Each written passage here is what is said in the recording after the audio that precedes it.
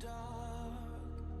You kept pushing on, but then you went too far.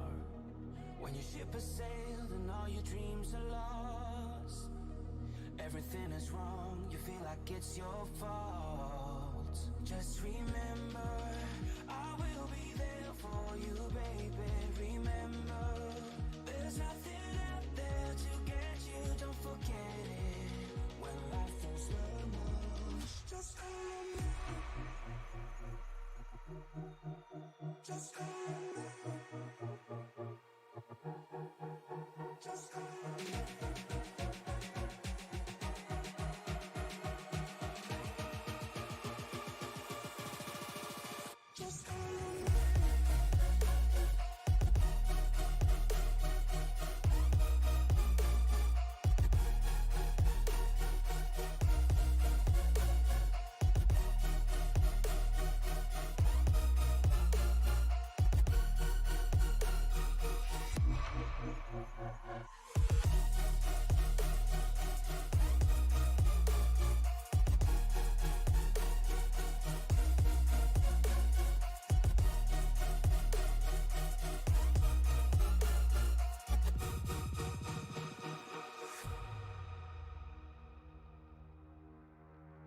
You're stronger now than you ever been. You gotta leave now, it's time to catch the wind. You will climb up.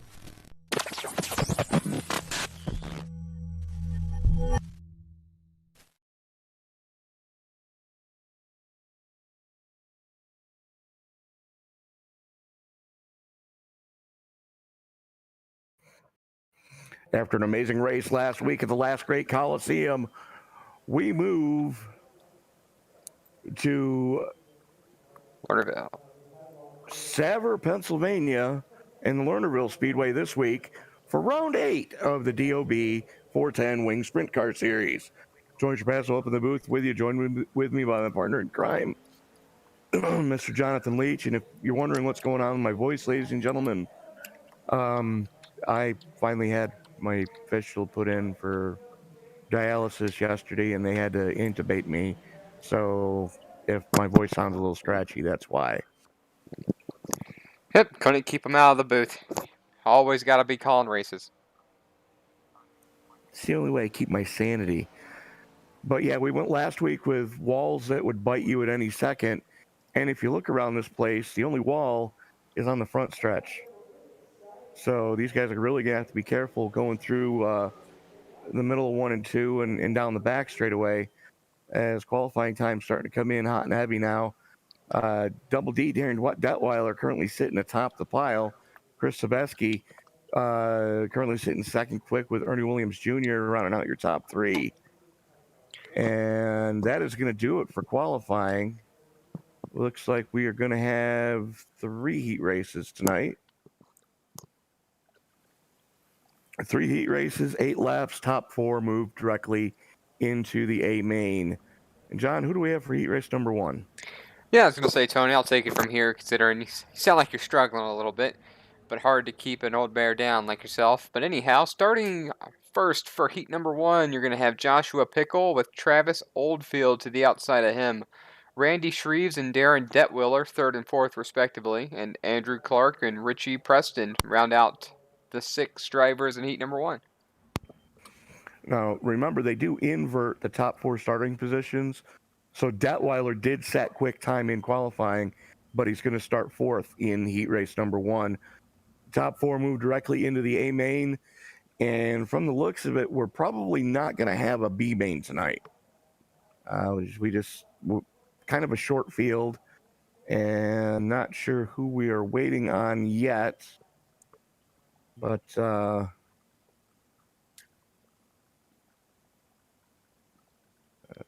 looks like I'm thinking Richie Preston. Preston, yeah, he just got in the session.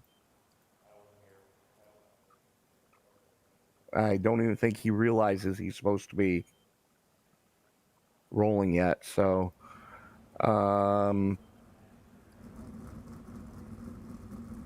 hopefully we're going to see all 6 cars fire off in this one. There he goes.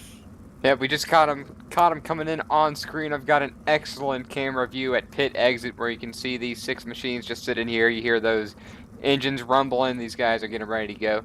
You know, heat racing's a lot of fun, especially at a track like Lernerville, Tony. I really enjoy this place. Done some calling here for some late models and street stocks, excuse me, big blocks of 358s, and Those are the small blocks. small blocks, excuse me, and then the street stock cars.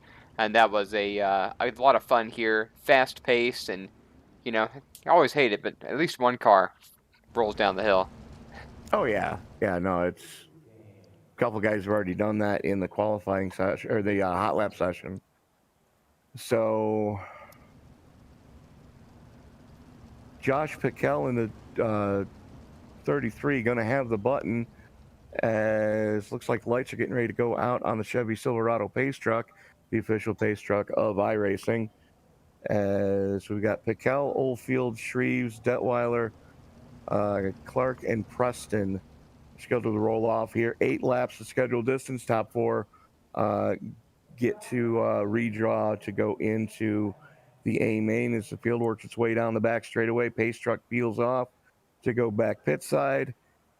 And the leader can fire anywhere in between turns 3 and 4 as soon as the pace truck leaves the racing surface. Don't worry, Tony. I got it from here. These drivers are on the button. Josh Pickle comes into turn number 1. Travis Oldfield in the number 38 looks to the high side. Doesn't quite have a run. Single file for the top 3. And you got, it looks like Randy Shreves trying to make the low lane work and ended up having to go back to the top there. And we got a driver off track. Richie Preston fell down the hill. Not too far. He's getting back on the racing surface now, Tony. And he's experiencing some difficulties. Yeah, he was trying to send one on the cushion, jumped the cushion going through 1 and 2, and he just went a lap down. Well, that's all it's going to take when you end up falling off this track right here. Got a great view from the booth where Tony and I are pretending to be here for this show. What's really cool is from the grandstands here, you can pretty much see every single corner really well at this track, and you got single file for the, well, really, the whole track now is actually Travis Oldfield trying to make another move from the high side, trying to get by Joshua Pickle, and it's just not happened yet. Yeah, absolutely. Because I mean, you know, Piquel is able to put that car exactly where he wants to. As right now, Oldfield and Detweiler just trying to throw sliders at each other. Oh, another car off. Randy Shreves side. Excuse me, on his side, right in front of the grandstands. Well, that's not good. No, not what he wanted to happen. Final lap out for Joshua Pickle. Can anybody catch him? I'm going to say probably not. He's got a half-second lead over Darren Detwiller. We lose another one. Oldfield for second just spun it on the backstretch. It looks like he's already taken it to the hauler. So Joshua Pickle is going to come our way, winning heat number 1. Piquel, Detweiler, Clark. Pickell, my bad. And Oldfield grabbing your top 4 spots. Preston and Shreves both finishing a couple laps down. And Oldfield finally finishes a lap down, but he does get scored in 4th. As the second heat race starting to come out, that's Tyler Henselman. He's going to be joined on the front row with Kenny Miller. Pat Spangler and Chris Sabatsky going to roll off in row number 2, with row 3 going to Chris Roberts and Russ Berry. So 6 cars scheduled to roll off in this one as well. 8 laps, the scheduled distance.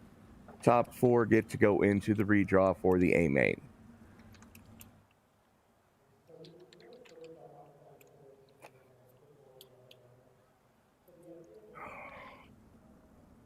Drivers pulling out of the pits right here, led by the official pace truck of, we're going to call it Lernerville. Oh, it's the Chevy Silverado pace truck, the official pace truck of iRacing. It's a shame it's a Silverado, isn't it? Just kidding. Just kidding. Well, they never scanned a Dodge. I mean, why would they? They got out of racing. Well, NASCAR, not racing. Yeah, because they're still running SCCA stuff. Indeed they are. So field's starting to form up behind the 21 of Henselman. And I would like to point out that Henselman and Roberts, two of the chief cook and bottle washers here for the DOB Dirt Series. You're going to want to definitely stick around tonight, folks, because as soon as this sprint car race is over, we're going to be jumping on the Star Trek transporters and going to Weedsport Speedway for the big block modifieds. You know, that's going to be different for me, Tony, because I've never been there. I'll call this green since I hear your voice getting raspy. Tyler Henselman on the throttle with Kenny Miller right behind him. The 051 machine, that's Patrick Spangler, pretty much just sends it into the corner trying to make something happen from the third position. Working the low line, he's going to collide with number 23 of Kenny Miller, and Kenny Miller is on his side. Caution out at heat number 2. I didn't expect there was going to be cautions in these heats, Tony. That's a surprise to me. Give me 1 second. I'll be right back with you. Yeah, no worries. I've got this. And everybody, yeah, Tony will be back with us in a couple moments. Again, he had surgery yesterday. Actually called the Sim Racers Edge Series solo. That was at Pocono. Excellent race. And Tony's recovering. And in fact, he didn't even have to call tonight's show. But like I said at the top of the show, can't keep an old bear down. And Tony is the definition of that. He's always wanted to get in here, let you guys listen to his voice and bring the best show that he can to viewers and drivers alike, and we appreciate him for that. Here in a couple moments, I expect to see that pace truck turn back down, get the drivers running around the top here of our screen.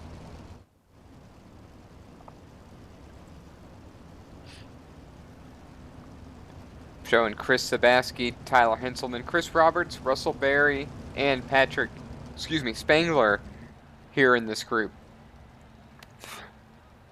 Waiting on that pace truck to make that left turn. Lights are out. We will be back under green momentarily.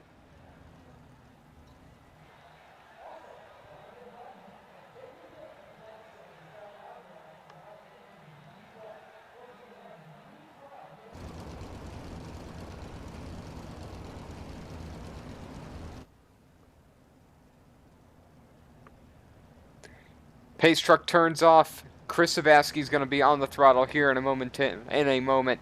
He's on the button. Here comes Chris Sabaski with a great restart, lengthening his lead over Tyler Henselman. Henselman having to deal with Chris Roberts going to turn number 1.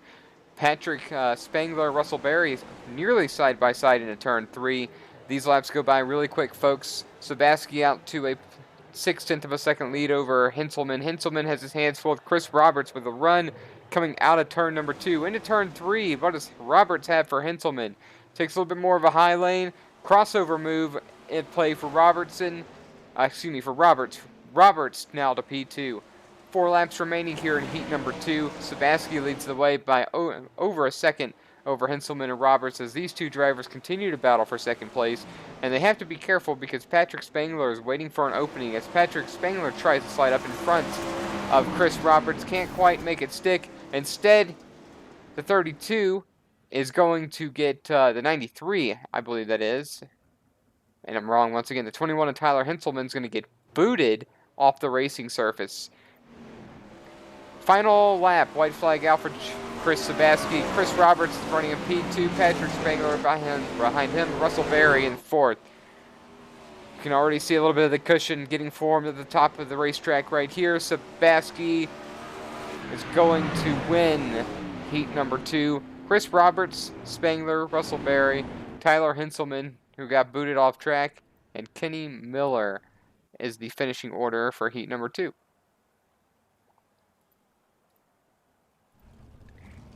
Getting ready for heat number 3. This consists of only 5 drivers: John Bragman, Ross Corinta, Braden Eiler, Ernie Williams Jr., and Kyle Stoltz for heat number 3. Got an excellent view right here from the pit exit. We're going to get to watch these drivers start to move onto the racing surface here in a couple moments as soon as everybody's here they go. They're starting to move at this time right now. Pace truck, that Silverado, wow, just kind of jumps right there over the banking as these 5 machines proceed onto the track. I just heard Tony chime back in. Tony, you back with us? For now. For now. I'll take for now. And just the nurse came in, wanted to give me some meds. You know, So that's probably for good reason. And folks, Tony's calling this race from a hospital bed. Like, kudos to this man. I didn't expect him to be here, and like I said, he doesn't want to miss it. Well, Tony, while you were away, I don't know if you were listening to me. I went through the grid here for for heat number 3. We only got 5 drivers. It looks like the pace lights are out, so we should be getting ready to go green for our 7-lap heat here in just a couple moments. absolutely, is Bragman going to have the button in the 17? Ross Cornada going to be starting outside of him, and that I'm kind of liking the way that the 10's painted up with the blaze orange camo on that. So coming out of turn 4, green flag in the air as 17 of Bragman fires it off, and at pack of angry wolves as there goes Coronada, contact on the back straightaway. That was Bragman, and it looks like Eiler. Yes, it was. That's yeah, it's looking like Eiler to me as well. No, that was Stoltz. I'm sorry. It was Stoltz. My mistake as well. We both made the same mistake, but there's a 0-1 and Kyle Stoltz running third, nearly colliding with Eiler right there. Eiler's going to turn it down to the inside of Stoltz. He's going to slide up right in front of him. It almost looks like blocking. However, I don't think you really block in the dirt series. You just slide all over the track and try to take each other's lines away. Back to the... You're going to say different? Block. You can block. Well, I don't wheel these monsters. This is a whole different beast right here. I was going to say, with a 4-time wing sprint car, you're taking your life into your own hands if you try to block. And this is not the car that I want to roll. It's got a little bit of a battle for the lead, kind of shaking it up here. Ernie Williams Jr. trying to chase down that number 10 machine, running 2 different lines. You see the number 10 runs more of a low line in the corners, and Ernie Williams says to the high line, except this time, right now, Ernie Williams looks down low. I thought he was going to get him out of the corner, Tony, but just couldn't quite put the power down to get by him. 2 laps to go as Cornada continues to show the way. Williams sitting in second. And your current points leader, Braden Eiler, currently running in third as, almost contact on the back straightaway. Oh, there is contact right there. Contact going into 3 as Coronada going to come home with the victory in heat race number 3. Eiler hanging on for second. Williams and Stoltz running out your top 4 as Bragman not going to make the redraw for the A main, as we are waiting right now for that to take place.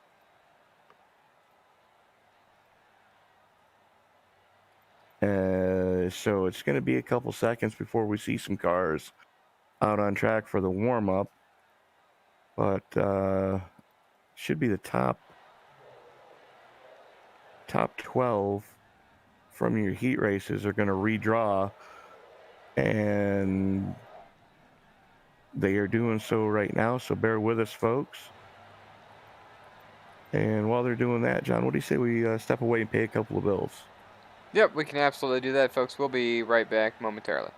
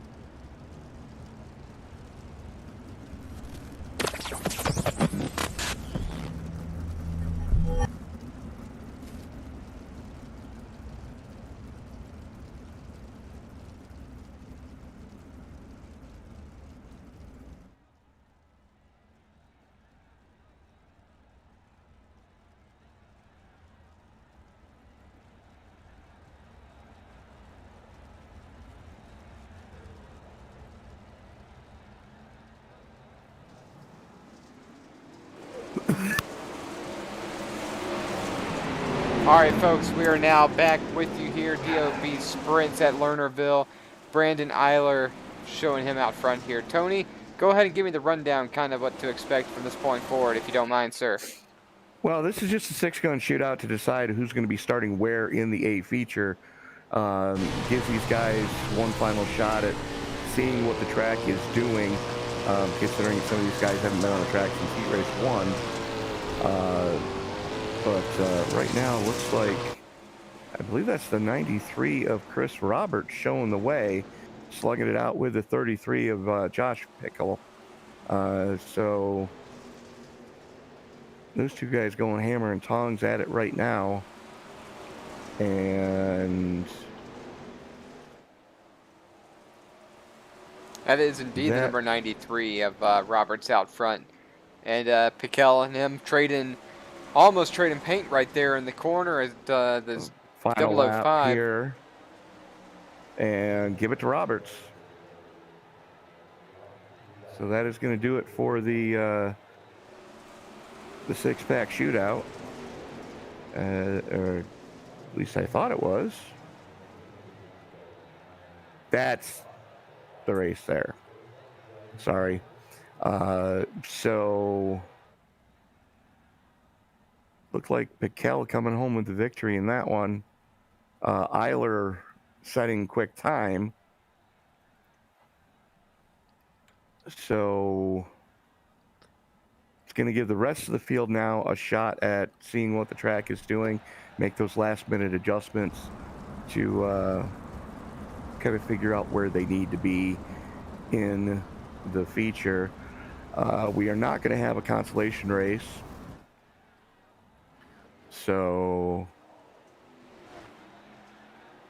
and we're only doing 35 laps here tonight at Lernerville. Not an easy track to get around.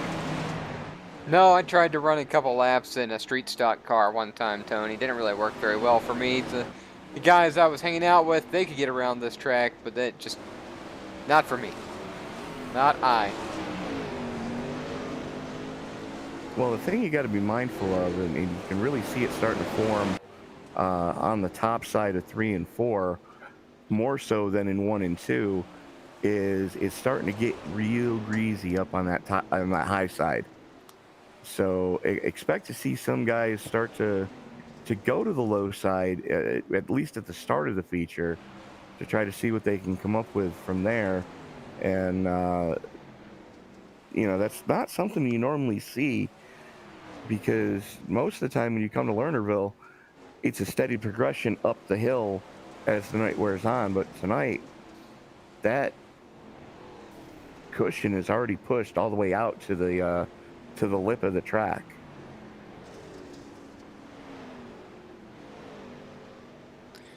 Alrighty. We've seen it already bite a couple of guys. I saw in Heat Race 2, somebody went ass over a tea kettle into the only wall on the track. So that was fun to see. But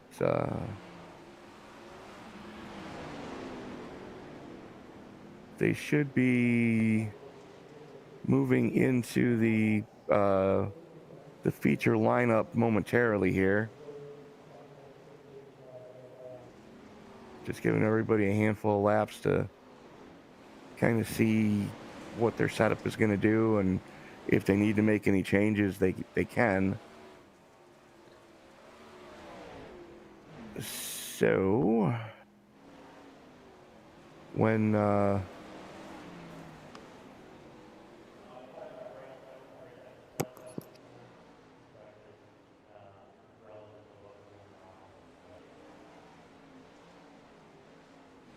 we're going to start with row 6 when we do start to give the lineup, because it's still a little uncertain as to where your top 5 rows are going to end up because of the redraw.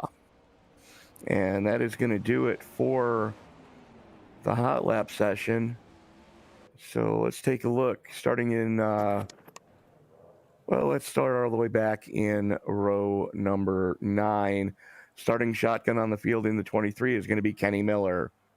Row number 8 is going to see the 17 of John Bragman and the 56 of Randy Shreves. Richie Preston and Tyler Henselman going to roll off in row 7, with row 6 giving us Russ Berry and Kyle Stoltz.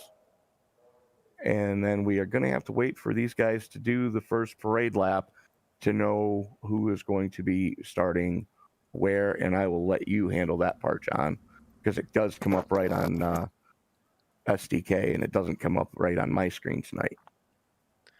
Understood. Yeah, it wasn't quite jiving with what we were showing for the grid on screen. I'm just going to call that an iRacing and overlay mishap right here. I'm showing Joshua. So it gets inverted. Is that correct for this? No, well, no, I started at the bottom of the field, and they redraw the top 10 starting spots. Oh, okay, understood. So that should sort itself out here in the next couple moments, or is it already ready to go? No, they're going to sort it out on this first parade lap, and then the second parade lap, we'll be able to truly know. It looks like they're getting it sorted out now. So instead of starting up on the point, looks like Piquel is going to roll off outside row 1, and your points leader, Braden Eiler, is going to roll off from the point. Yeah, I'm showing Braden Eiler, Joshua Piquel, Chris Roberts, Darren Detwiller, Ross Cornta, I think that's how you said it, Chris Sabatsky, Andrew Clark, Patrick Spangler, Ernie Williams, and Travis Oldfield. Seeing a little bit of movement. It might not be that exact order, but that looks like that's going to be our top 10. Absolutely. As the pace truck starts to pick up pace, leader can fire anywhere from the entrance of 3 to the exit of 4. The only thing that's left to do is adjust the visor, pull the 5-point safety harness tight one more time. And race fans, it's showtime! Showtime indeed, Tony, as Brandon Eiler gets on the throttle. Piquel closely following him. Large field right here as they come into turn 1. Clean to the backstretch now. Battle for the lead between Piquel and Eiler coming into turn 3. Piquel with the point. The 005 of Eiler following suit. 3 wide. No one's fallen off the track yet, Tony. How long do you think that's going to last? And, well, as I said it, about that long, caution's out. I'm showing Tyler Henselman, Bragman, Ernie Williams. Let's try to see what happened to Tyler Henselman here.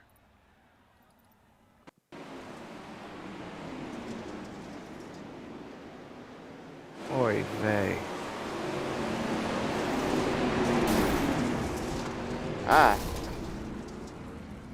Just 2 cars on their sides right here. I tell you what, I think that's a caution. They're blocking the entire track, and you can see them both spinning tires trying to get flipped over. And unfortunate for Henselman and Bragman both, that's not going to happen, and they're going to have to tow. Yeah, unfortunately. And the good news is caution laps don't count. Well, good news for them is caution laps don't count.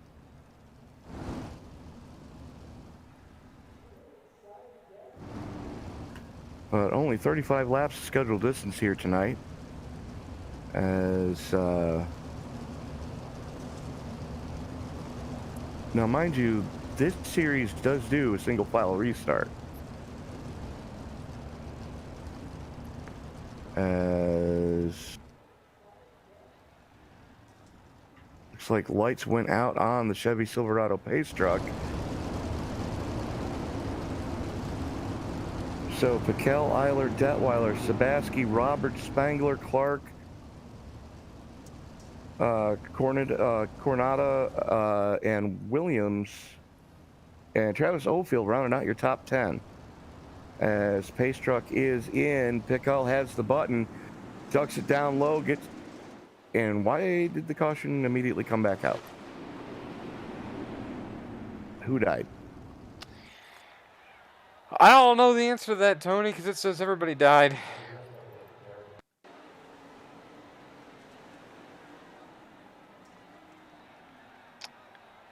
I don't think. I think this was an admin caution. No, it didn't say so. I'm not seeing any damage or anything at all.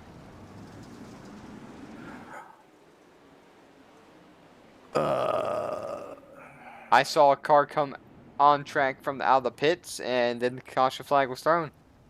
That's apparently what caused it.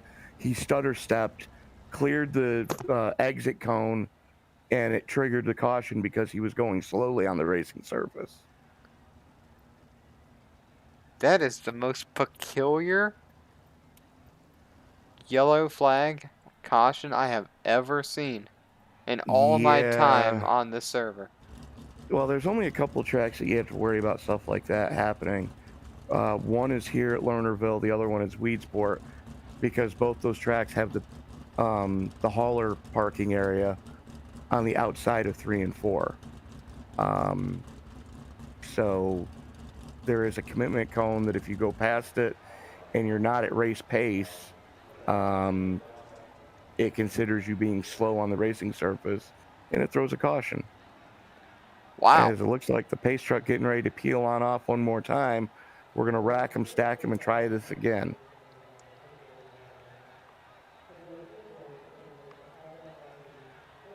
Still only working lap 2 of 35 as the field working its way through 3 and 4. Piquel pulls the trigger, and we are back underway. I tell you what, they don't stay single file for long now, do they, Tony? Drivers trying to make moves immediately. Travis Oldfield kind of sitting back here in 9th. Quite the gaggle back here. Holy cow. Whoa. I'm guessing you just saw something fun. Andrew Clark. Wow. He went for a ride. Number 10 ended up on his side, and he came back around as well. But Andrew Clark. Oh. He's going to think, maybe think before getting back in one of these cars after that. Holy Well, he mackerel. and Ernie Williams Jr. just immediately put it on the hauler as he caught a race car to the face.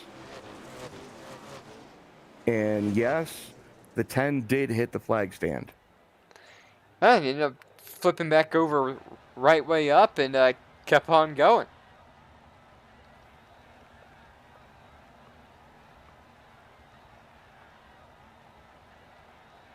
Unreal. Well done.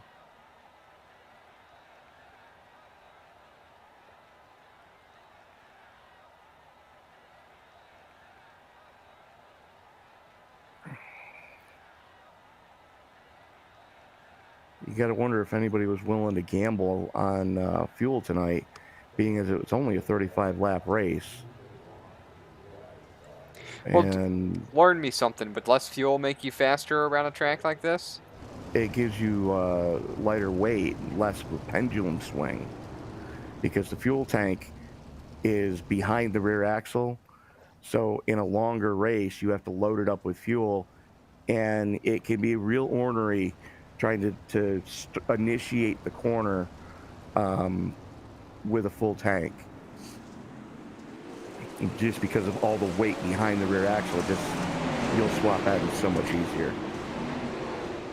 Well, that's the dirt tip of the night. Thank you, Tony. I appreciate that. We see these guys back green now. Piquel leads the way with Eiler in 2nd. Chris Sabaski 3rd. Going to go back to our booth view so we can capture everything right here. You can see these drivers sort of fanning out about the length of a front or back stretch at this point, side by side for the lead. Eiler and Joshua Piquel. Sabaski battling Darren Detwiller for 2nd, but we have trouble with another flipped car on the front stretch who just towed. Randy Ross Corenta? It looks like he is involved. Yeah, he got a big piece of that one. Yeah, it looks like you got into it with the 56. Oh! These cars have quite a tendency to roll right here. And the 56 is the one that had the tow because the 10 ends up being right side up again. nearly flipped himself, and he ended up towing as well. Well, I mean, the biggest thing to keep in mind is there's no fenders on these cars. You're used to dealing with full-fendered stock cars. Yeah, you can bang fenders. You go to bang wheels in a sprint car, and at least one of you is going over. Yeah, I can see that. Or I should say I'm watching it happen right now tonight. There you go. As your points leader, Braden Eiler, was able to have a nose out in front of Josh Bickel when that caution came out. So we have ourselves a new leader.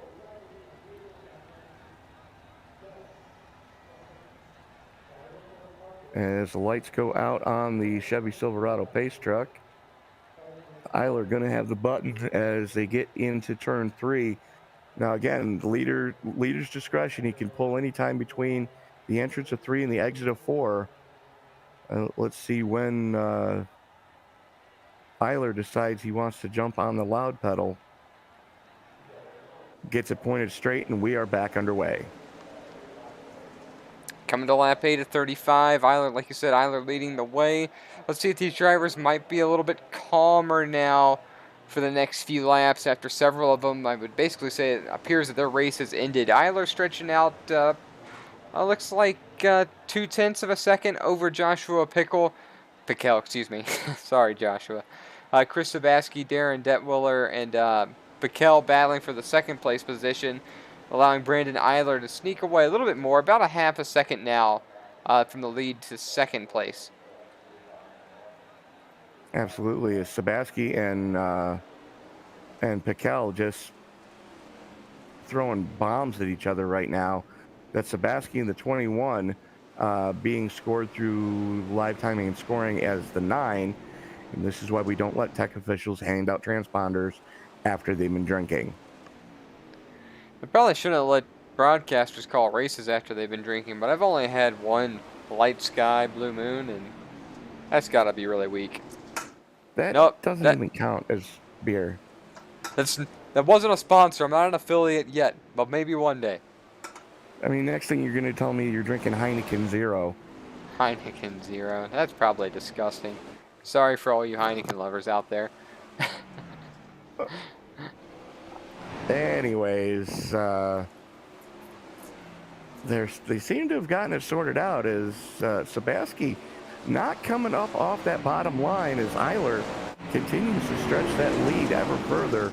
2.5 to the good. As just as I say that, Sabaski goes to the high side in 1 and 2, working the cushion. And Pickell now has to deal with Double D Darren Detweiler all over his back bumper as Detweiler trying to make something happen. Mostly single file, though, other than that little group right there. In fact, that's single file as well. But what we're seeing is multiple drivers taking different lanes. Tony, with 19 laps to go, I'm going to do something a little different, something that you're not quite used to yet. It's part of a little bit of our merger that's in the middle of something. We're going to go way to what we're going to call it a dirted up segment. So basically, you and I are going to step back. I'm going to throw some really cool camera views at this right here, and we're going to turn it up so the fans can listen to it.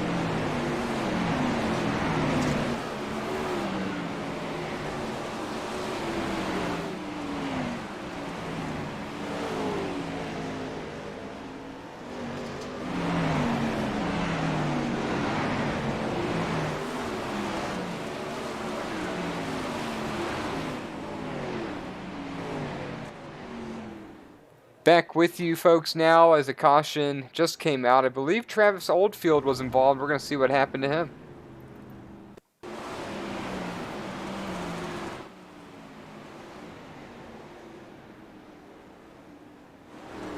Oh, just a little bit of a spin right there and ended up slow. Oh, there it is. He ended up touching that barrier right in front of the grandstands, Tony, and put his machine, number 38, on the side, too. Yeah, unfortunately,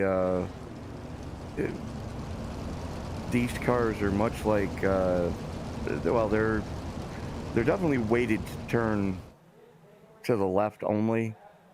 You go fast, turn left, steer right, and you get those two outside tires onto the concrete retaining barrier, and yeah, you're going over, and you don't get a choice in the matter.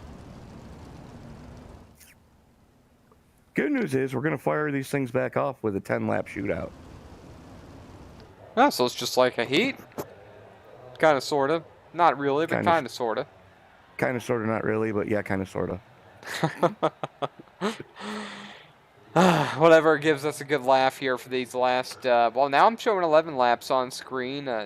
It's like that. That's weird. I've never seen a lap get added before. But anyway, here comes the pace truck. And that's because it's going to change the line, I imagine. Brandon Eiler on the point, coming into turn number 1. 3 wide for a battle for second between Sobeski, Piquel, and Detwiller. These 3 guys got to sort this out quickly if anyone's going to try to catch Braden Eiler for the lead. Now, here's the thing. This is the 8th race of the season, and we've had so far 6 different winners. Eiler being the only one, he's your points leader for a reason. He's the only one that has won more than 1 race this season.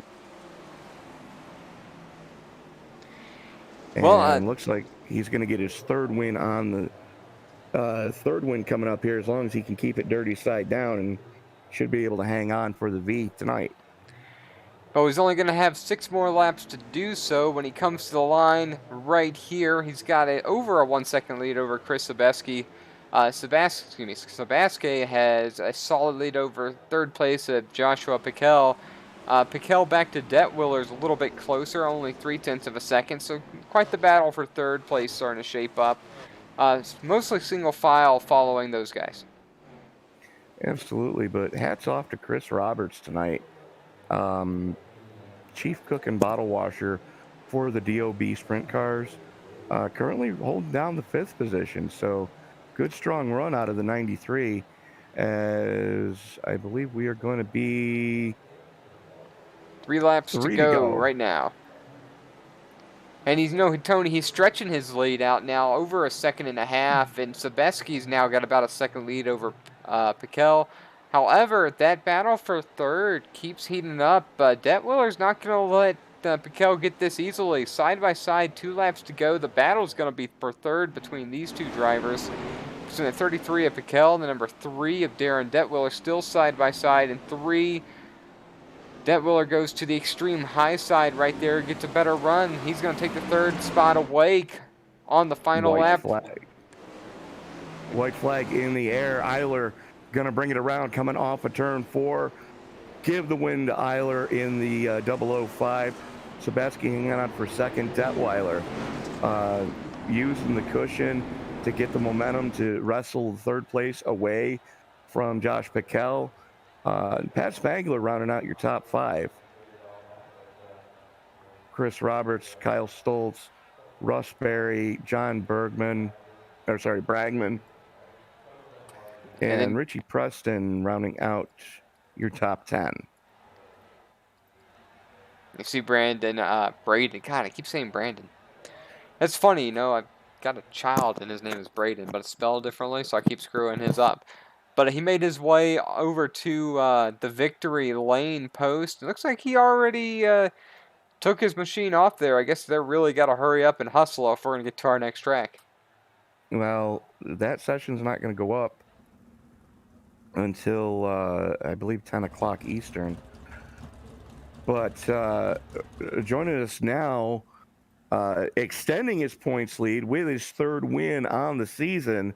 Congratulations, Braden Eiler. Thank you. Talk us through just how difficult this track can be at times. It's very tricky, especially up on top.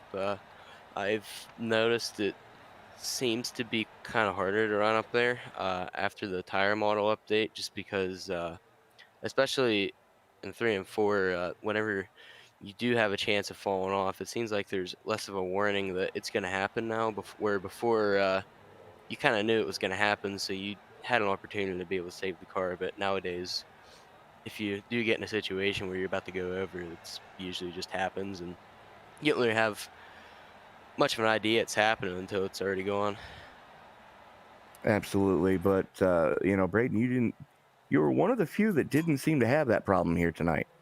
Now, I moved to the middle in 3 and 4. It seemed to be a little bit more hooked up in the cushion, and I was also minimizing the event that if I did fall off, I can only do it in 1 and 2, which really seemed to be super hooked up for most of the night. All right, well, Braden, before we let you go celebrate, who do you need to thank on that card tonight? I just gotta thank everybody at Elbows Up, Wicked Energy Gum, Flow Racing, Jessup Logistics, BS Airlines, Paint by the Tuna Can, everybody else over there supports them, and also I gotta thank everybody for putting on the show and you guys for broadcasting. All right, Braden Eiler, congratulations on your third win of the season. Looking forward to seeing you a little bit at Weedsport in the big blocks. Yep, we'll see it. So that was Braden Eiler, our winner. And John, I believe you've got our second place finisher with you now. Chris Hey, guys. Sabeski, yeah, how's it going? You beat me to the punchline there. How you doing tonight? Doing pretty good. So, tell us this. It looked like Eiler, I don't want to call him class of the field because you were pretty fast yourself. What do you think you could have changed, maybe giving you a shot at him on those final 10 laps? With the setup I ran tonight, I don't think I had a chance at him. Tried a couple different things. I just set the car up too tight. I really had to run the top. I tried running the bottom a little bit early when there was some tack, and then when it started to slick off, my lap times were pretty comparable on both lines, and I just felt more consistent, more comfortable on the top side. And if anything, I could have used a little bit of drive on corner exit there to maybe try and track him down in the straightaways, but he was just pulling me a little bit at a time, and really there was no way to reel him in. I thought that maybe that last caution might have helped bottle things up a little bit, but no, he showed his worth for sure. He's always a fast dude, and it's hard to track him down. Yeah, Tony was telling me before the beginning of the show that he is the only repeat winner as of now, and it looks like he's going to continue that unless something happens in the next race here in a couple moments. Well, aside from that, sir, any other thoughts and anybody you want to mention, thank before we let you go and get ready for the next one? I just want to thank everybody at DOB for putting on the show, you guys for the broadcast and everything you do behind the scenes. All the drivers that come out and compete, and then everybody sitting in our corner over the boys at Phantom Motorsports. Our primary sponsors, PowerOutdoors.net, Velocity Race Design, Weichel Sportswear, JZI Racing Photos, and hopefully we can do this again, get back up on the podium, and talk to you guys soon. That sounds good. Folks, that was Chris Sabaski, and good luck moving forward. Tony, I'll turn it back on over to you for our third place finisher. Well, our third place finisher joining us now, driver of the 3D, Darren Duttweiler. And Darren, all things considered, you survived Lernerville. Yeah, that's definitely true. This is one of those tracks where you can change your luck by staying away from the top, but if you want to go toward the front, you got to be at least risking it a little bit, especially when it really starts to slick off like it did there at the end. Overall, a fun track though. Absolutely is. We heard both Chris and yeah, I can think right now. Really, I can. Braden. Yeah, Braden. They both said that ever since that last tire model came out, it's a little bit harder to judge where that lip is. Yes and no. It's a little different on how you judge it. You can still kind of feel it. It's just now the cars have a heck of a lot more side bite than they ever did, but they lost some of the forward bite.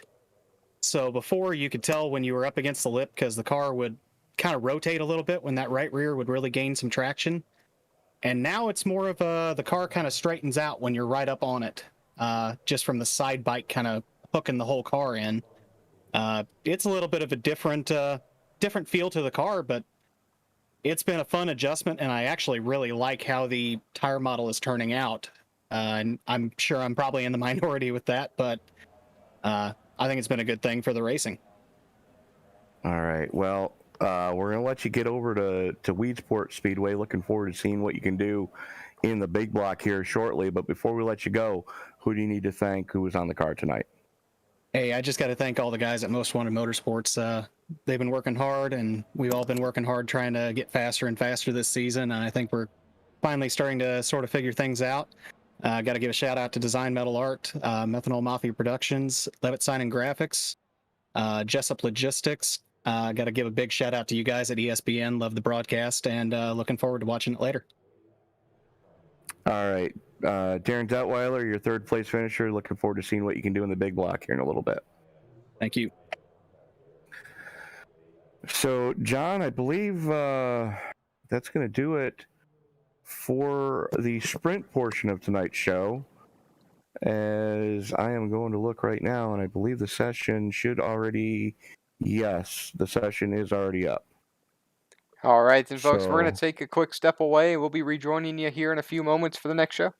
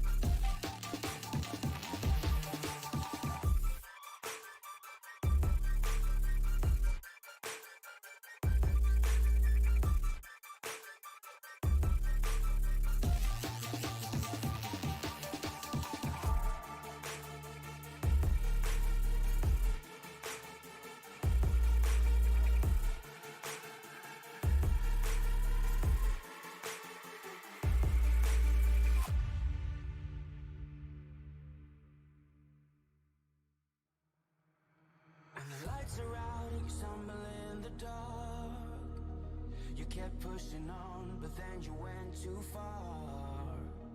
When your ship has sailed and all your dreams are lost, everything is wrong, you feel like it's your fault. Just remember, I will be there for you, baby. Remember, there's nothing out there to get you, don't forget it. When life feels slow motion, just hold me. Just hold me.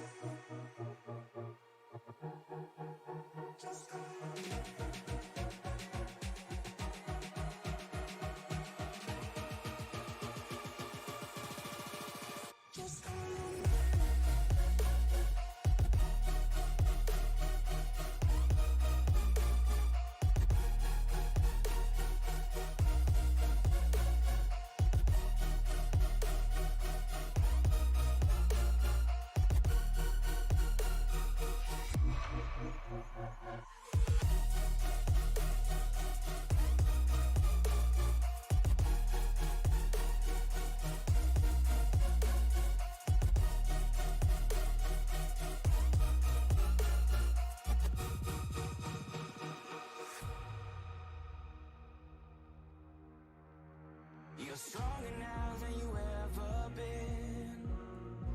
You gotta leave now, it's time to catch the wind. You will climb up high and look through the clouds.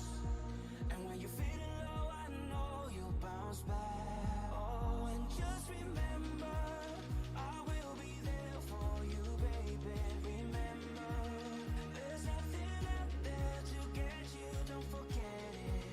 When life throws lemons, just call me. Just call me. Just call me.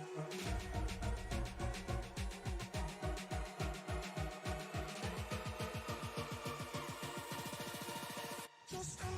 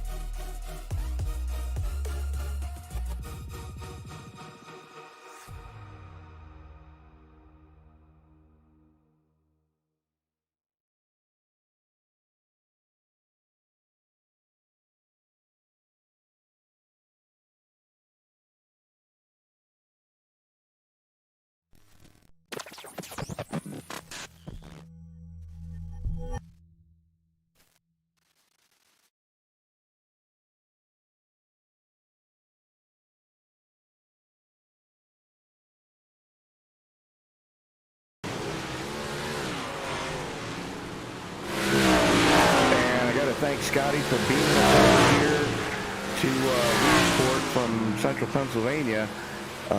We are right now just about a minute and a half from the New York State Thruway in lovely Weedsport, New York, my home track. And, you know, John, I love that iRacing got so many details right about this place.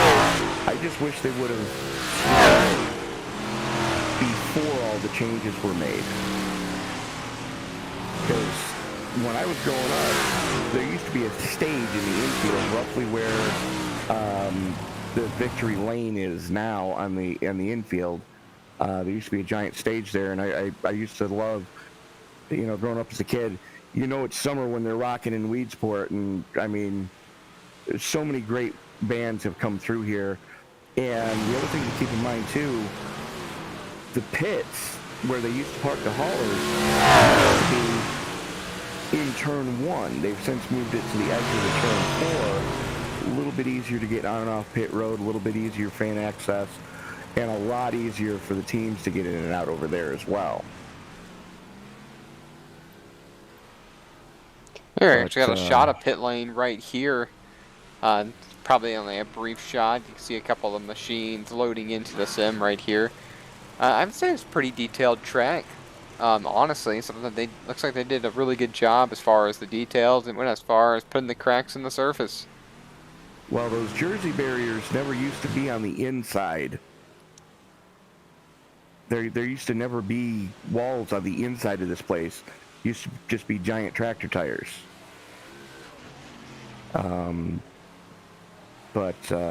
Yeah, no, they've the guys that have bought the place and done the remodels are amazing. And believe me when I say it's some of the best ice cream sundaes you will find at any racetrack anywhere in the country, right here in Weedsport. But a couple names that weren't over with the sprint cars deciding to make their presence known here in the big blocks.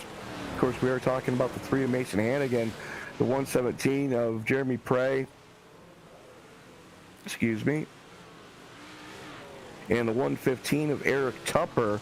Those guys all electing to sit out the sprint portion of tonight's event and take on the 3/8 mile track that locally known as the Port. Yeah, this one's going to be new to me, Tony. We talked about that a few moments ago, that I haven't been to this track. I actually haven't been in New York, and I haven't been to this track on iRacing. So this is a new surface for me. I'm noticing a lot of bumps in the corner. Like, the surface isn't flat at all. No, it can get rough around here. And the other thing to keep in mind, too, from the time you enter turn 1 till the time you exit turn 4, you never really stop turning the car. The back straightaway is far from straight. I've got a good view of that from the scenic view here just a moment ago. Now trying to get a look at things from the section of the fans. And yeah, really the most front part of this place, it appears to me, is the front stretch. That's it. And it's very, very short. And then everything else looks like it's just pretty much a miniature D-shaped dirt oval, I guess is the best way to put it. That's exactly what this place is. It's basically like if somebody took Volusia and put it in the dryer too long. At least that's the way it races now. But anyways, looks like they're getting ready to fire off qualifying. Again, we are going to be having a couple of heat races, and we're going to invert the top 4 in each heat.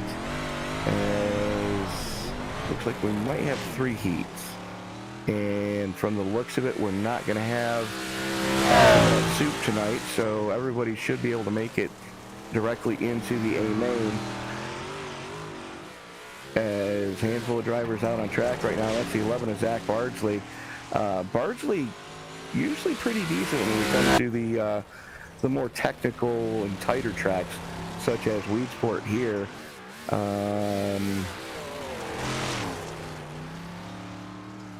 And Bardsley jumps up immediately, and then immediately gets popped off by this 117 of Jeremy Prey, Chris Roberts, and Greg Capel jumping up there as well. You know, a trend I'm starting to see here, Tony, is this left front tire on a lot of these machines is not on the ground with the amount of torque going out to the outside of the track with how they're turning. That's a surprise to me. Oh, that's right. You've never really seen these cars at full song. Yeah, no, that's what they're doing is the rear suspension on these things are set up so you want to transfer as much weight over onto the right rear as possible. And it's the weirdest feeling the first couple of times you pull the trigger, because the left rear actually walks itself under the driver's seat. The whole rear axle cocks and the car will just rear up on that right rear. And yeah, that you could usually leave the left front at home, especially around the tighter tracks like here at Weedsport and so on. As looks like Mason Hannigan able to get 1 lap in. Capel, though, setting quick time. And we are going to have 2 heat races here tonight. As heat race number 1 starting to grid up. That's going to give us Dean Reynolds in the 79, who's going to be joined on the front row with the 93 of Chris Roberts. Jeremy Prey and the 38 of Greg Capel going to roll off in row 2. Row 3 sees Josh Pico and Scott Fenstermeister. Pico and Fenstermaker going to roll off in row 3. Row 4 gives us John Bragman and Russ Berry. So 8 cars in this heat, 7 cars in heat race number 2, so 15 total here tonight, as 10 laps the scheduled distance for the big block heat races, and then we're going 50 laps in the A main.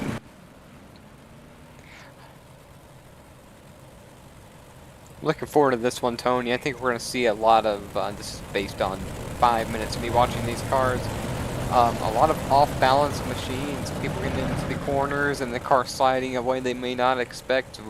We might see I'm assuming here, so I'm trying not to look like an idiot, that we're going to see a lot of bumping and banging, if not in the heats, for surely in the main event. Well, the good news is you can get away with a little bit more bumping and banging in the big block modifieds than you could previously in the 410 sprints that we just saw. But you know, you don't really want to lean on somebody too hard. As lights are out on the pace truck, as looks like Reynolds gonna have the button here. Field working its way through 3 and 4. Pace truck is in. Reynolds pulls the trigger, and we are underway for heat race number 1. Coming to turn number 3, the 79 of Dean Reynolds still holds down the top spot. Chris Roberts trying to make some moves in the number 93, but he's going to have to be careful because Jeremy Prey in that pink 117 machine is right behind him.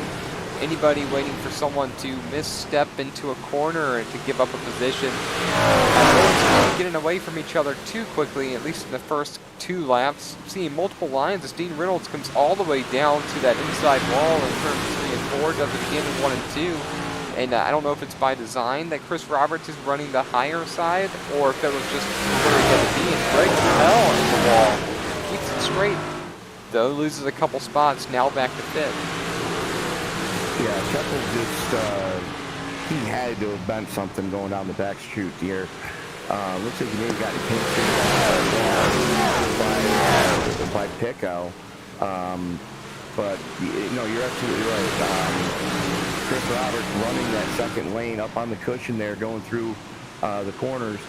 And you might want to check your after the race is over with, just to make sure everything's up to date and touching numbers are oh! There we go. That was the 117 of Prey getting into that turn on the inside and just spun the car around, and unfortunately 38 and I believe that was the 8. Absolutely nowhere to go, so that's going to bring out caution number 1. Well, Tony, we'll take a brief moment to step away because we're going to have 2 laps for the cautions. We'll be right back.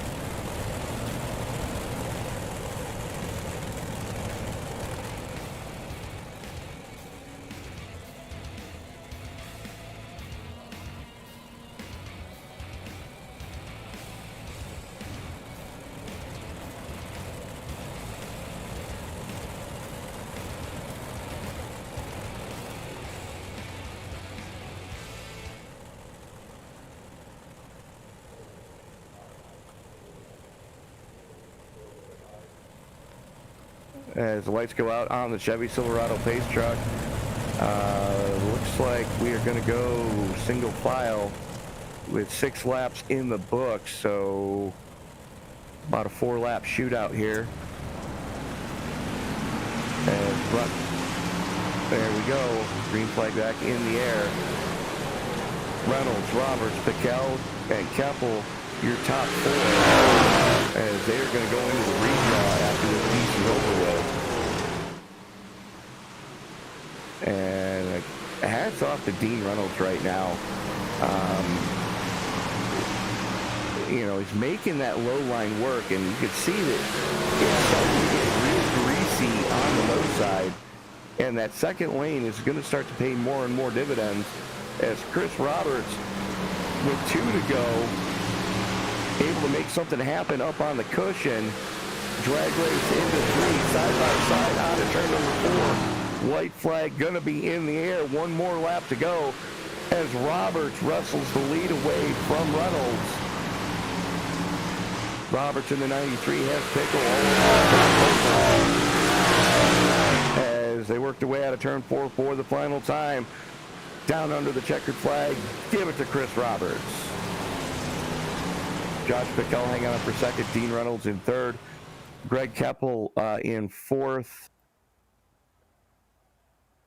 John Bragman in fifth, sixth going to Scott Fenstermaker, Jeremy Prey in seventh, and Russ Berry in eighth. And John, who do we have for second heat race? Again, the information for the second heat race on screen now. Andrew Clark is going to lead the way with Zachary Bardsley, number 2. Eric Tupper and Mason Hannigan, row number 2. Darren Detweiler and Kyle Stotes, row 3. Tyler Henselman is going to be the lone car starting 7th. So 7 cars scheduled to roll off here tonight. 10 laps, the scheduled distance. Now remember, caution laps do not count. As that is your points leader, is starting in row number 2 on the outside, Mason Hannigan. Transponder for the 3, but there is a 1X on the door of that car. And 5 wins in 6 starts this season with the DOB Big Block Modifieds. As the field working its way through 1 and 2, he's going to be starting right next to Eric Tupper, who's in that beautifully prepared Kenny Tremont Jr. tribute paint scheme. And that's a place that iRacing needs to scan, is Lebanon Valley. But Andrew Clark going to have the button as the pace truck gets ready to make that hard left turn onto or hard right turn. Tupper pulls the trigger, and we are underway. A little beating and banging right there between the number 11 and the number 115. The 11 keeps it straight, but the 01 is going to be in the wall hard. Kyle Stotes, he's sideways. Looks like he gets it rolling. No caution for him, so he just has to get back on the throttle and keep going around. Andrew Clark out. Taking that one pit side because he completely destroyed the rear end in that car. Yep, he sure did bring it that way. And then so Andrew Clark out front. Eric Tupper, Hannigan, and Bardsley battling for the second place position. Side by side is Tupper and Mason Hannigan. Yes, because of these Hannigan's in that 1X machine like you just mentioned. Right. Hannigan nearly touching that inside wall right there. He's running that really low line just side by side with the 115. It seems to be that's the only place where there is grip other than up on the cushion. You see that dark loamy area on the outside of the turns. That's where all the other dirt, dust, and debris has been running up there. As Hannigan throws the slider on the 115 to Russell second away from him. Clark, though, showing the way here as we've got 5 in the books.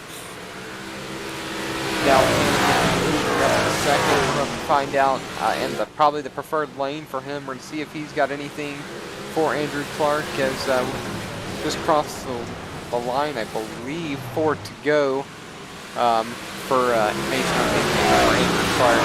Then turn number 3, Clark and still out front. Hannigan and Eric Tupper side by side. These two guys aren't going to give this one up easily. Far from it. As, Clark is definitely no slouch. Big block modified around this place. Popsicle sticks in the air, 2 to go. Can Clark hold off Hannigan for the heat race win? We are about to find out. And Hannigan throws it down to the low side, going through 3 and And Clark's going to get just too much, just a little bit more in that cushion side by side right there. It looks like Clark tapped the wall. He puts the right rear tire on the cushion, trying to get a run out of turn 2, side by side down the oval backstretch, we'll call it. Looks like Hannigan's going to manage to wrestle the position away. It's going to be really, really, really close, and I think Clark got it. Hannigan by 13 one-thousandths of a second. Wow, sure enough. Sure enough. That's insane. Yep.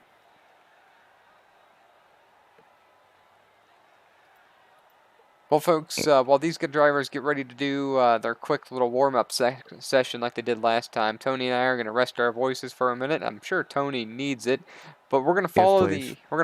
the action of these guys on track, and we'll be back in a few moments.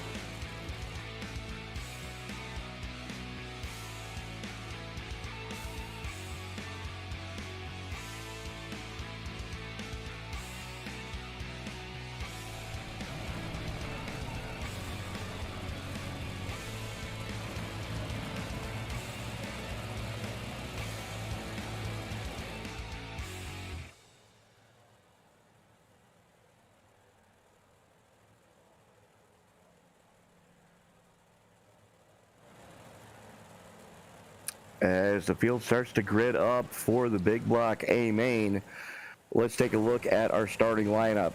Starting shotgun on the field all the way back in 15th. That's going to be the 84 of Russ Berry. Kyle Stoltz and Jeremy Prey are going to roll off 14th and 13th in front of him in row 7. Row number 6 is going to give us Tyler Hanselman and Scott Fenstermaker. That is row 6, the 21 of Hanselman and the 12 of Fenstermaker. And we're going to have to wait for these guys to actually start rolling them before we can figure out who's going to be in our top 10. And John, I'm going to let you do that. No problem, as these drivers are starting to kind of sort their way themselves out. Joshua Pickle still up front, seeing a lot of movement within the top 10. Hannigan's moving, Dean Reynolds has moved, Jeremy Prey has moved. That is a super stupid bright light in the middle of the infield right there. Never thought I would have been kind of slightly blinded in a video game or a sim or on a computer, but it kind of just got me right there. As it looks to me like Joshua Pickle is going to be starting. Pickle. I keep screwing this guy's name up. Sorry. Joshua Pickle is going to be on the pole with Chris Roberts P2, Jeremy Prey 3rd, Dean Reynolds 4th, John Bragman is going to be 5th. Zachary Bardsley just moved up to 6th. Andrew Clark 7th, showing Hannigan 8th, Darren Detweiler 9th, Eric Tupper 10th. Actually, still a little more movement, actually. Chris Roberts back to 4th, Jeremy Prey to the pole. Well, we're getting ready to turn these guys loose. You wanted the best. You've got the best. The ground-pounding, earth-shaking beasts of the Northeast. The DOB Big Block Modifieds. Set to turn them loose for 50 laps as lights go out on the Chevy Silverado pace truck. Prey gonna have the button starting up on the pole as, yes, we are under the lights here at Weedsport. As the pace truck starts to pick up a little bit of speed going down the back straightaway as it gets ready to peel on off. The only thing that's left to do is wipe the visor, adjust the 5-point safety harness, make sure the steering wheel's on nice and tight, because race fans, it's showtime! Jeremy Prey off to a great start right here. Pickell in the 33, not far behind him. Side-by-side battle with Dean Reynolds and Robert in third. We're going to see a lot of side-by-side racing here. In fact, all these gorgeous cars under the lights. Blue car back here in the back. I think that was Andrew Clark. Got just a little piece of that inside wall right there. And the DJ Rat car, but keeps it going forward. Take our attention back to the front for a moment, where Jeremy Prey still holds the lead. However, it's only by Carlin over number 33, Joshua Pickell.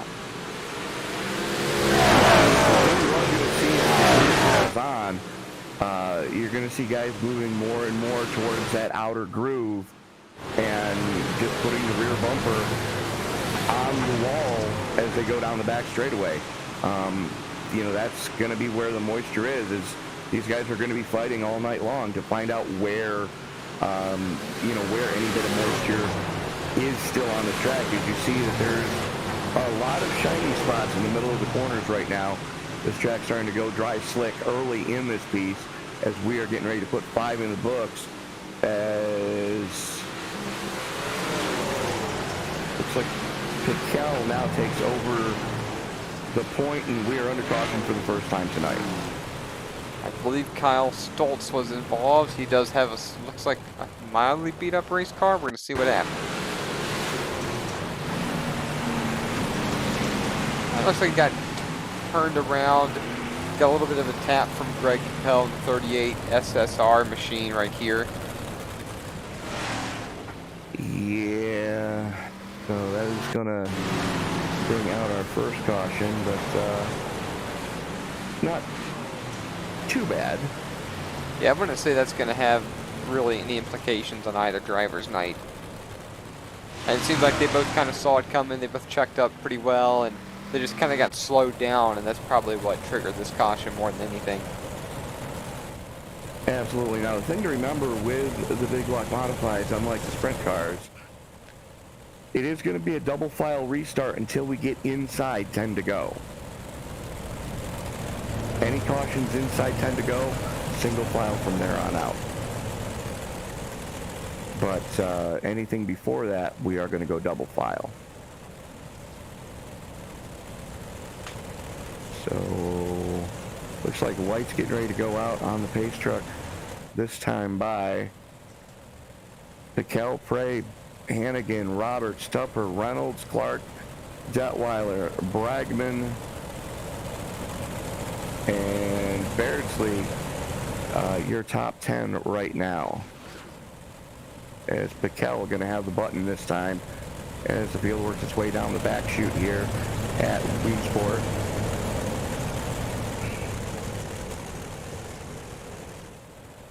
Pace truck getting ready to make that hard right turn to go back into the pits. Piquel pulls the trigger and we are back underway.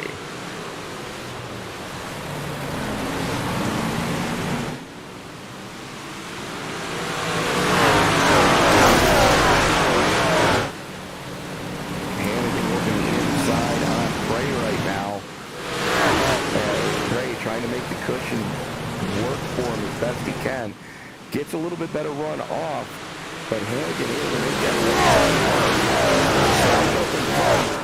Throws the block going into one. Russell's a spot away, and we've got a log jam back there for 4. Yeah, multiple cars all over the place, man. Multiple cars all over the place. We've got Aaron Tucker in position with Chris Roberts, Andrew Clark, Dean Reynolds, and Detweiler. All in striking distance of those of the 4th place position, currently held by Eric Tupper. But Tupper's running, I want to say, like a kind of a simple slide. In fact, it seems like what he continues to do is slide right back up in front of these guys, forcing them to get on the brakes or to check up a little bit. Not going to make a difference now as we're back under caution. I think Finstermaker and Bardsley were involved. You're saying you're probably right on that one. Car doesn't look bad, though. We're going to see what happened here. Yeah, Bardsley went around.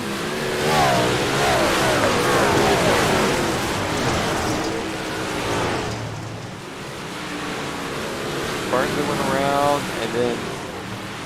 Ooh, ends actually a harder hit than I thought it was on Finstermaker. Man, you've got me saying Finstermiser too.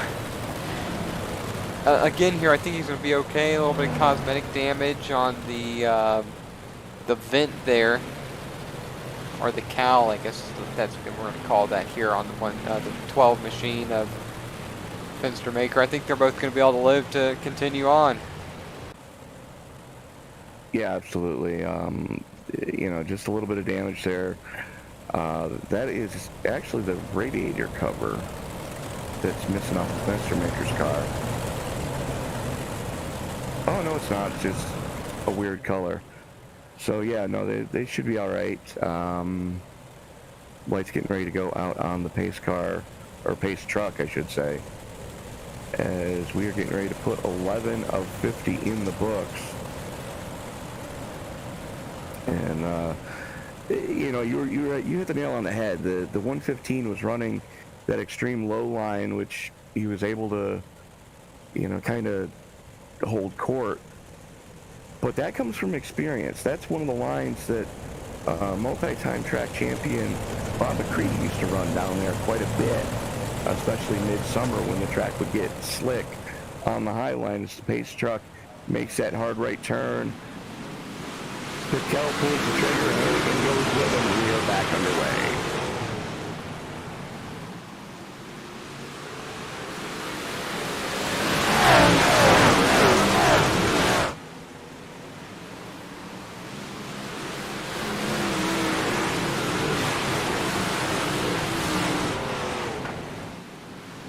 Right now, everybody just searching as best they can to try to find moisture on this track that's left.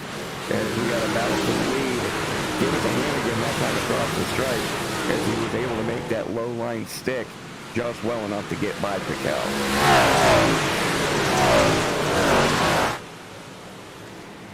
Coming to lap 15 now for Hannigan, who's out front over Piquel, like you mentioned.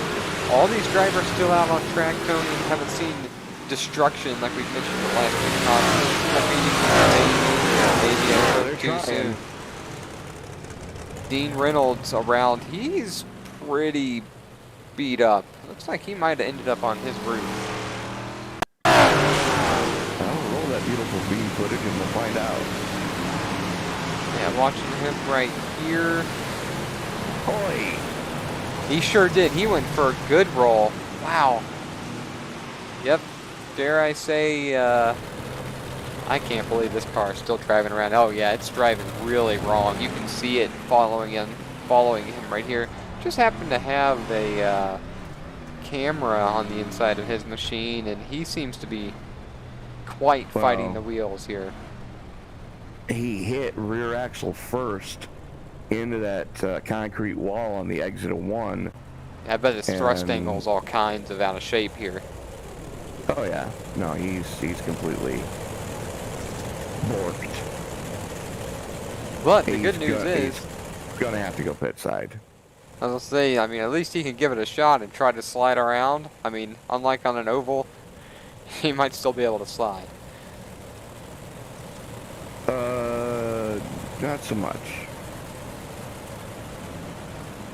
I dare say that the next caution we see, he's probably going to be involved with somehow. Somehow, some way, place your bets, folks.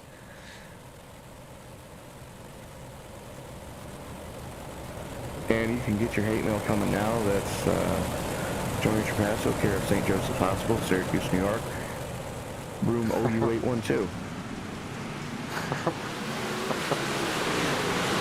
All right, back on the, we're going to call the bullet this time. Mason Hannigan out to a stretch, and, well, there you go. Detweiler, Clark, and the number, I'm showing 3, but that's not Hannigan. Who else is in the 3? That's Detweiler. Oh, okay, so he's the 13 in time, and he's got a big 3 right here. My mistake. Let's see what happened. That was multiple barrel rolls for the 117. Oh, wow.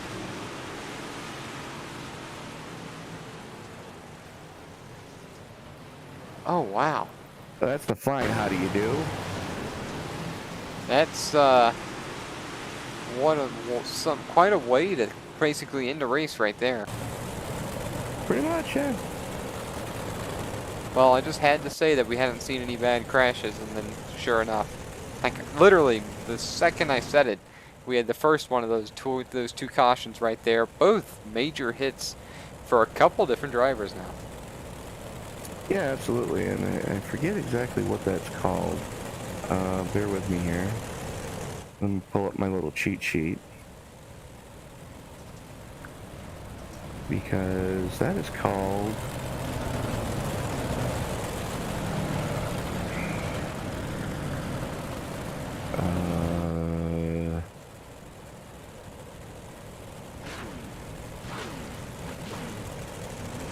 the unspeakable law. As soon as you mention something, if it's good, it goes away, and if it's bad, it's going to happen.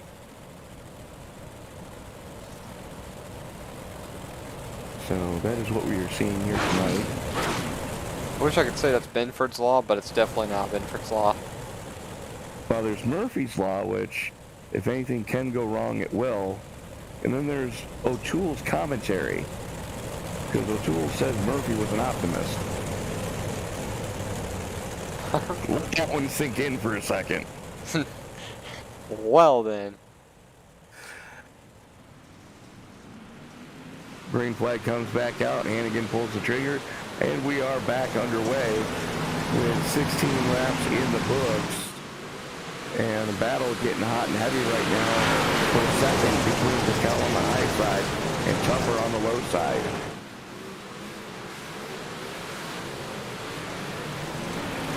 A little bit of beating and banging back here towards the middle of the field. The 38 gets up into the wall just a little bit. That's Greg Capel.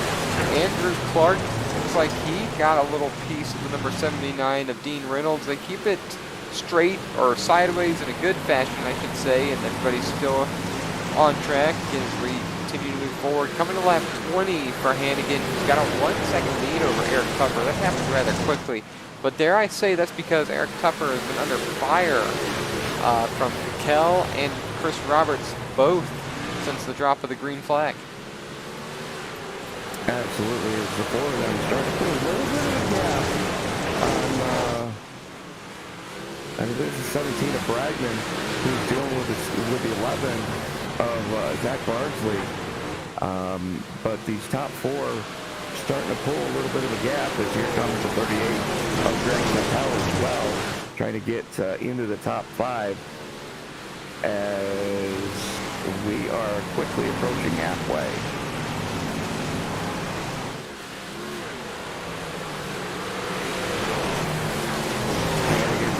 Show the way. Piquel sitting comfortably in second now as the battle rages on for third between Tupper and Roberts.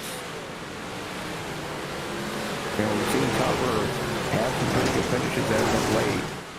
As a matter of fact, I believe the last 4 weeks we've seen him put it somewhere on the podium, and you know he would love to continue that streak.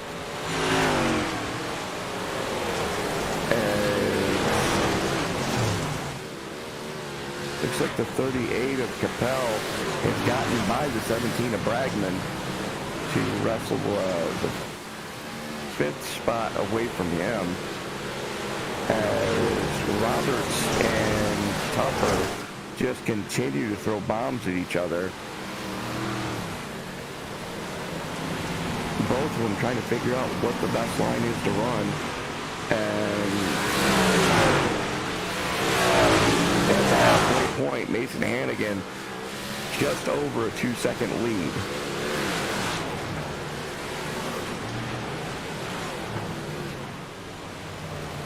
And we are under caution. And if I had to venture a guess, I'm going to say the I'm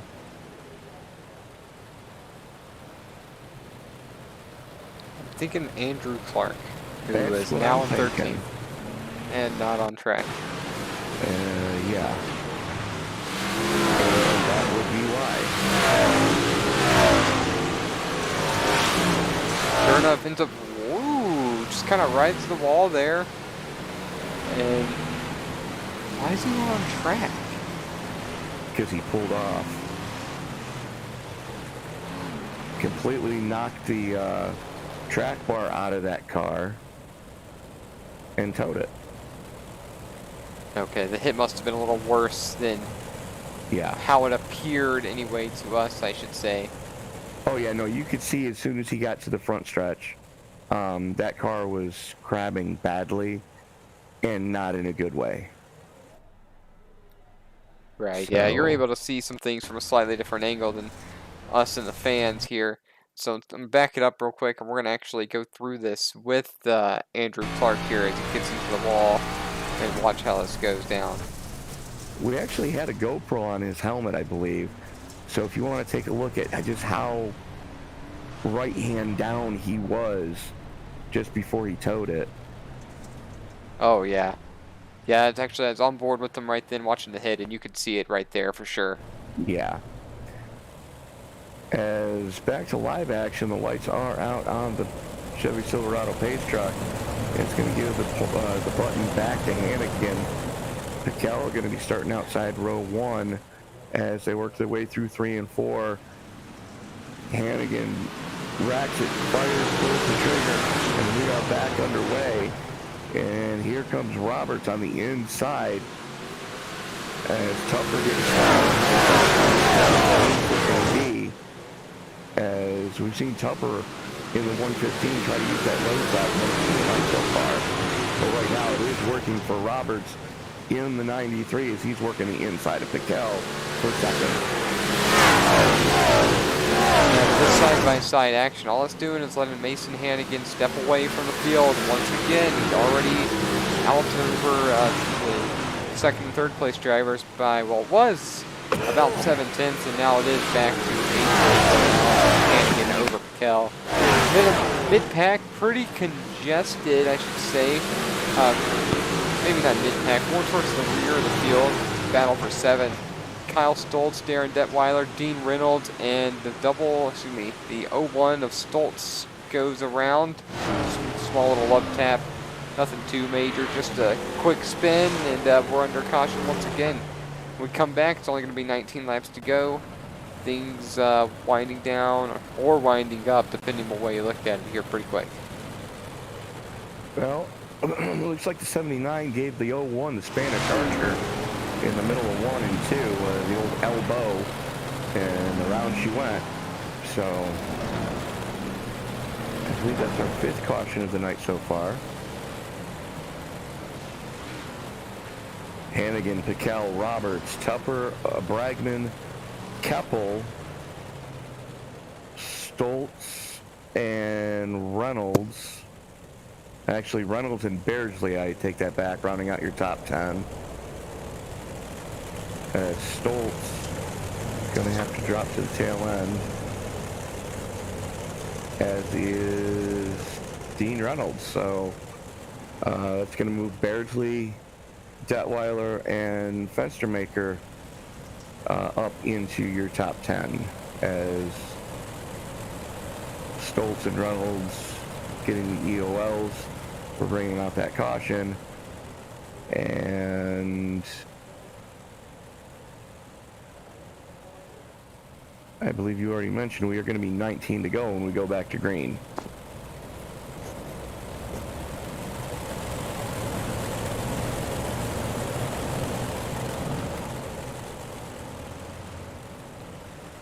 So Hannigan has the button as the field worked its way down the back straightaway. And there it is. And I wasn't live. But It's alright, I've got it Roberts- right here. Yeah, I was gonna say Robert's trying to make something happen on that low side. Gets the nose out front, but yeah, a little bit better run on the second lane though.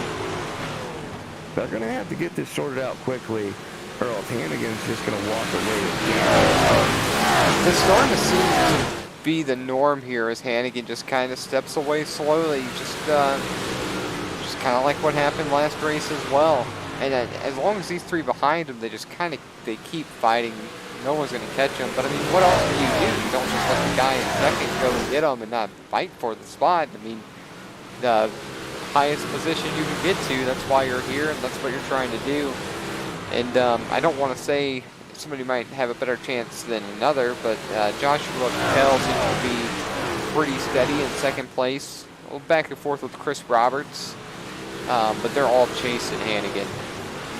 Oh, absolutely. Roberts, though, is having one of the best nights I've seen him have in a long time. You know, holding down that podium position quite strongly, running the middle line. As we are 15 to go, make that 14 to go. It's Hannigan, Piquel, Roberts, Tupper, and Bragman, your top 5. As the battle's starting to rage on 4-6. That is the 38 of Capel, the 11 of Beardsley, and here comes the Caution. 3D of Darren Detweiler. We're back under caution again. And I didn't see who it was. I believe Kyle Stoltz. Yep, Kyle Stoltz goes around once again. Maybe a little bit of help from the number 12. I'm not certain yet. Yeah, it looks like the number 12 just barely got into him in one corner. And actually, no, Stoltz kind of went around on his own going into turn number 1, it looks like. Yeah, and that's the easiest thing to do here at Weedsport. Is just overcook it going into 1. Because when you're out on the track, it looks like the banking is there to help you more than it is. It's not really. And all it takes is, you know, one car length too long to wait on the braking, and you're going around, and that's exactly what we just saw with Stoltz. So looks like we're going to get the restart with 12 to go. Rack them back up.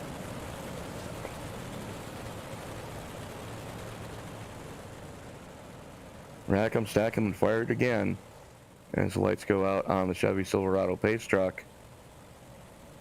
Let the games begin, ladies and gentlemen. Does anybody have anything for Mason Hannigan? Can Piquel make it happen on that second lane? We're about to find out in 12 very short laps. Back on the throttle. We had the same back on the throttle for Hannigan. Chris Roberts, Piquel on the high side right here trying to protect the position. Roberts really trying to make that low side work, see if he can increase his position to second place.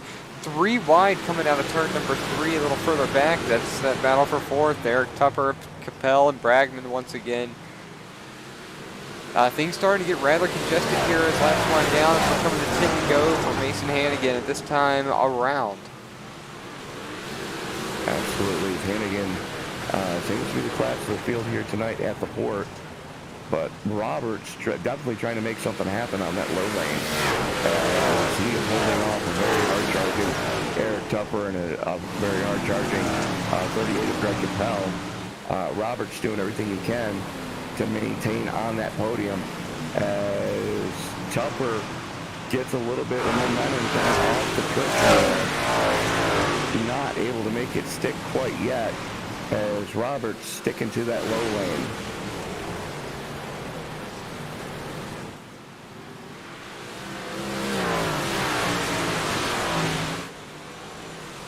Piquel doing a little bit better job this run, staying within a half of a second. Wow, golly, everybody jumping around out of 3 right there. But he's doing a much better job staying within a half second of Hannigan this time. In fact, it's under a 4th. Jumped back up to a half. Looks like not as great a corner that Piquel wanted right there. But it seems like he's built a little bit of separation between himself and Chris Roberts now. Maybe he'll have an opportunity to make something happen in the closing laps as we're coming to 5 to go. Absolutely. It's going to be 5 to go this time across the stripe for the 1X of Hannigan. The 33 of Piquel sitting in second place. Roberts starting to pull a gap on the 115 of Eric Tupper. As Tupper, you see him changing his lanes just about every corner, trying to figure out where he could put that car to try to get some traction right now. As Tupper and Capel rounding out your top 5. But 3 to go this time across the stripe. Hannigan continues to show the way, and Roberts going to have a couple more shots at Piquel, still sticking to that low side, trying to make it work. Now Hannigan showing what he's done all night long. He's slowly stretching that lead out a little bit more. The battle is going to be for 2nd, 3rd, and 4th, and every other position unless Hannigan makes a misstep. I haven't seen one yet. Don't expect one. 1.5 laps remaining now for Hannigan. All Hannigan's got to do is just keep the 1X out of trouble. Same with Piquel, same with Roberts, as this race is pretty much academic at this point, at least for your podium positions. Everything looks pretty single file. Sorry? So everything looks single file, and like you said, academic, as Hannigan's going to take the checkered flag. Piquel and Roberts round out the top 3. Tupper hanging on for 4th. Capel coming home in 5th. Beardsley for 6th. Bragman for 7th. Kyle Stoltz in 8th. Darren Detweiler in 9th. Russ Berry rounding out your top 10. As we've got some fireworks on the backstretch, and not the good kind. Well, I only had the good kind on screen right there, Tony. But what I thought was weird is we had all that side-by-side racing in final lap, single file. Yeah, absolutely. Because I mean, that's the way this track went. You know, it very quickly turned into a single file slot car race at that point. But one of the guys who was able to figure it out early and get to the lead, I believe that is, let me double check this, yes, 6th win on the season in 7 starts. Congratulations, Mason Hannigan.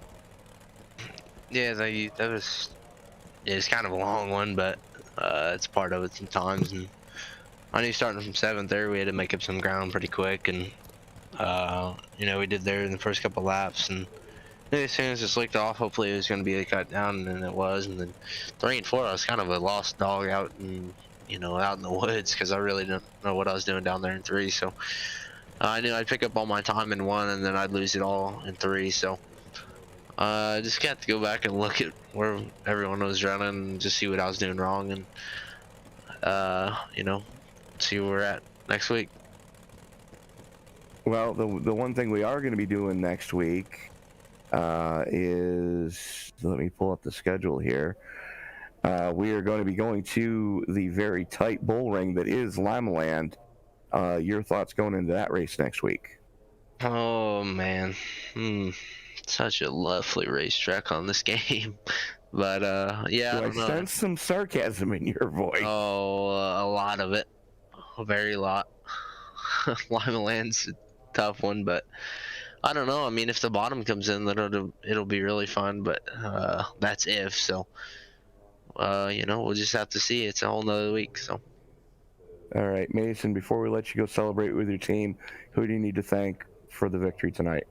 Yeah, Black Knight Motorsports for sure. Tim Sims, UGTV, Velocity Race Designs, SpeedTruck51.com, Chris and everyone at DOB. You guys broadcasting it, and we'll be back next week and see how we end up. All right, Mason Hannigan, congratulations on your 6th win of the season. Looking forward to seeing what you can do next week at Lima Land. Thank you. So that was our winner, Mason Hannigan. And John, I believe you've got 2nd place joining you now. Well, 2nd place finisher, Joshua Piquel. I gotta apologize. I've butchered your name way too many times. But anyhow, how do you feel coming home P2? I thought that last 11-lap stint, you might have had something there for Mason. Can you walk us through the last 11 laps? Yeah, it was, he was about a half a tenth fast all night. But I think after that last restart, he had one little bobble in 3 and 4, which closed the gap up. And yeah, the restarts were they were killing me. He'd get the jump out, and then Chris was below me, so I really couldn't cut down, so I was stuck and coming out of 2 right in the slick down the backstretch. And yeah, I was just losing all my speed there. And yeah, I mean, all in all, I'm happy with the 2nd. All right. Well, yeah, I thought it was a really fun race to watch. A lot of side-by-side action between you and Chris Roberts. You guys were able to, for the most part, I believe, stay out of each other's way while kind of just battling the whole night. One more question for you, then I'll turn you over to Tony. What are your thoughts heading into next week? I believe Tony said it was Lima Land. Is that correct? Yes. Yeah, I feel like our shots are pretty good there. This is one of the team's weaker tracks, I suppose. Lima Land's I guess a more of a momentum track there, more in the gas and you're out, whereas this is kind of more of a finesse. Yeah, other than that, I feel like we're getting closer to Mason. All right. Well, we hear it there from Joshua Piquel and Tony. I'm gonna let you ask a question if you have any before we send him on out. Obviously, he's gonna thank his friends and family here in a moment, but he's all yours. Just congratulations on another podium. It's because you are so consistently on the podium. That's the reason why the points battle is as tight as it is here in the DOB Big Block Modifieds. But like John mentioned, who do you need to thank? Who's on the card tonight? Who brought you home on the podium? Yeah, I got to thank the team, Most Wanted Motorsports, for all the work we've put in these things. We kind of slacked at the beginning of the season, putting a little bit more effort into them, trying to find a little speed.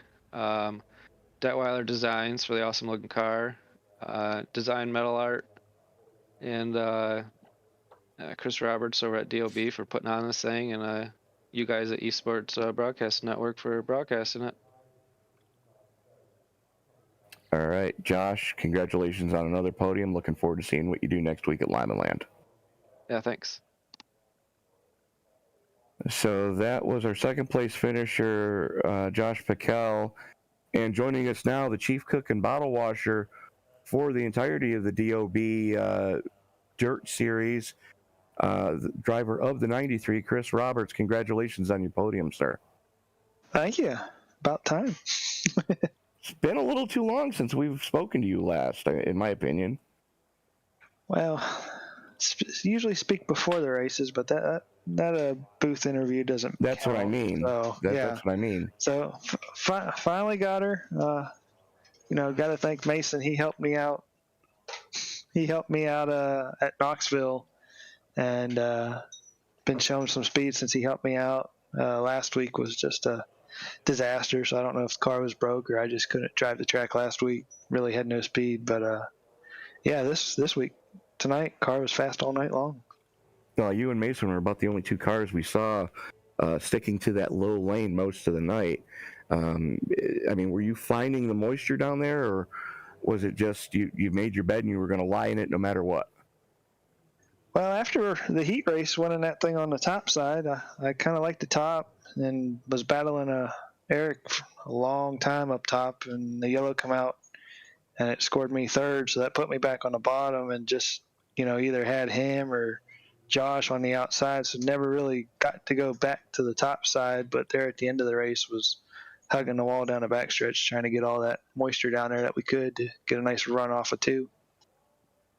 Well, it seemed to work for you as you were able to hold off a very hard charging Eric Tupper in the closing laps of this piece. So, but Chris, just the tireless work that you put in, putting on, and preparing all the races all week long for the different series that the DOB puts on.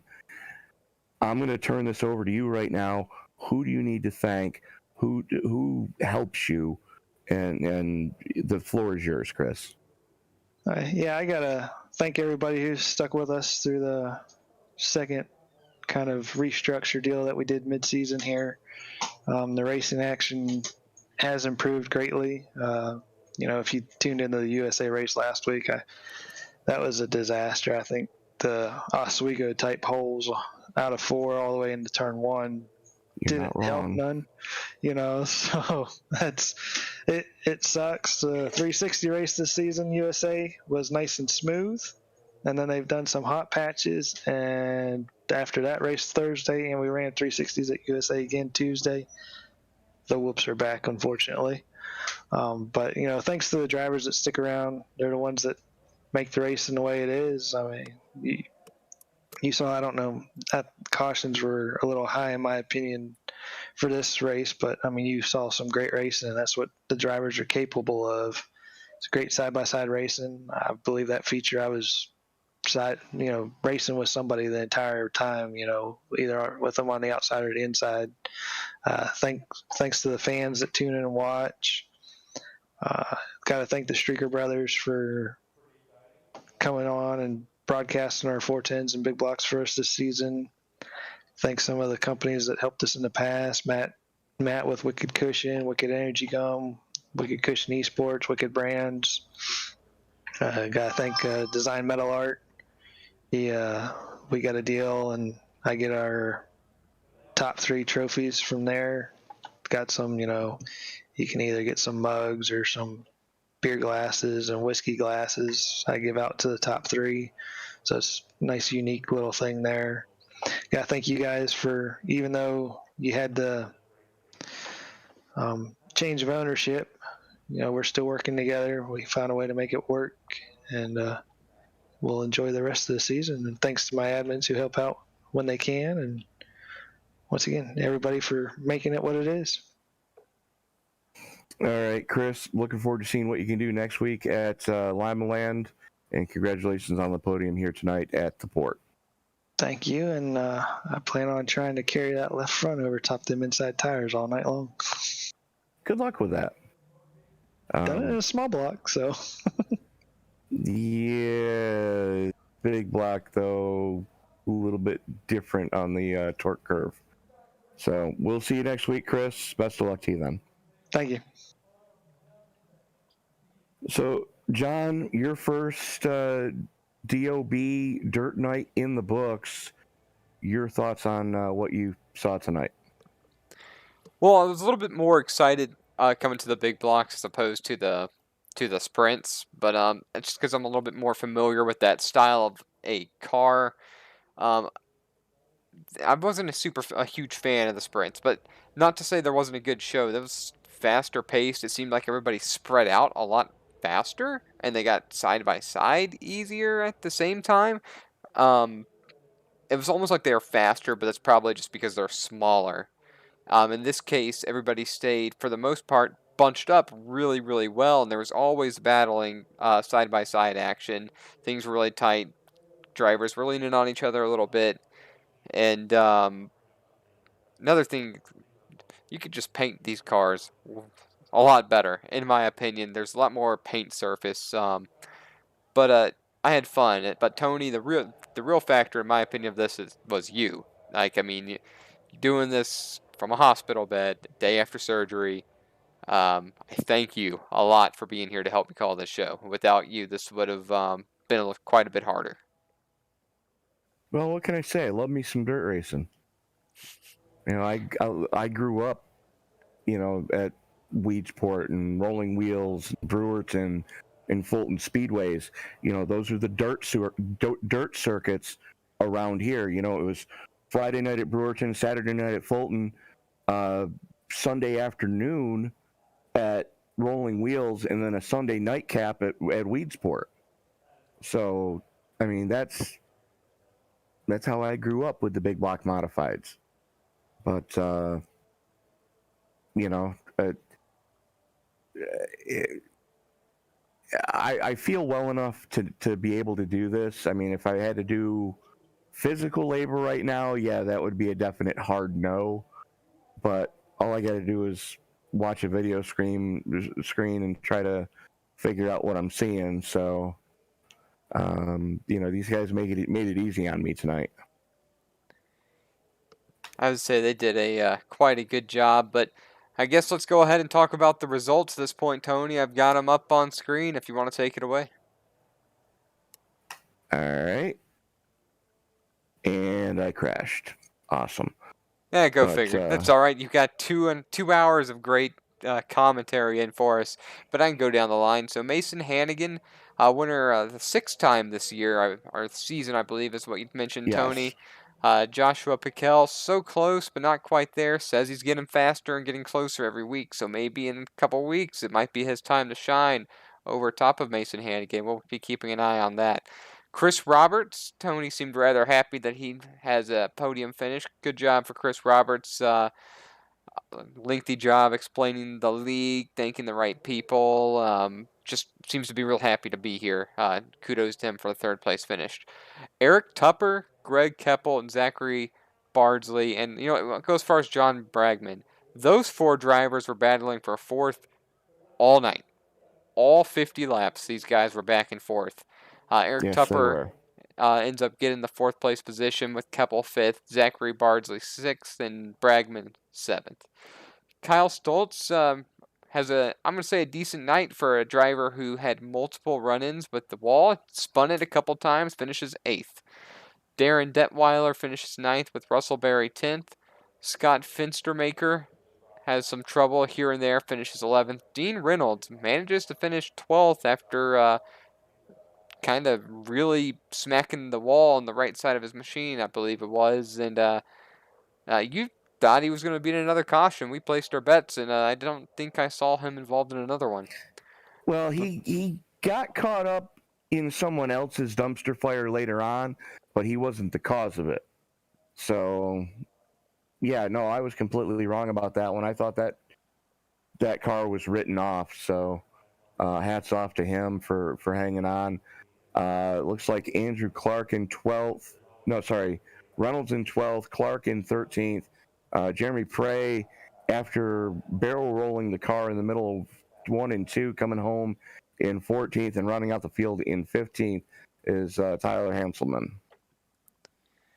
So that is going to about do it for us tonight here from the DOB series. Be sure to join us tomorrow night for the Circle B Diecast round number 13. Excuse me. Round number 13 from Talladega. That will be the final race of the regular season, and a lot of drivers in a must-win scenario to punch their ticket into the championship round. And then Monday night we'll be back with round of 8, race number 2 for the Rowdy Energy Cup Series. That'll be at Kansas. Both those races scheduled to roll off at 8:20 p.m. Eastern Time. Racing just about every day of the week and night of the week now. Multiple races most nights. So like, favorite, subscribe, share, turn on bell notifications so you don't miss a single moment of action on the ESPN family of broadcasts. And we'll see you in the next one. But remember, ladies and gentlemen, as you walk down the road of life, don't play in traffic.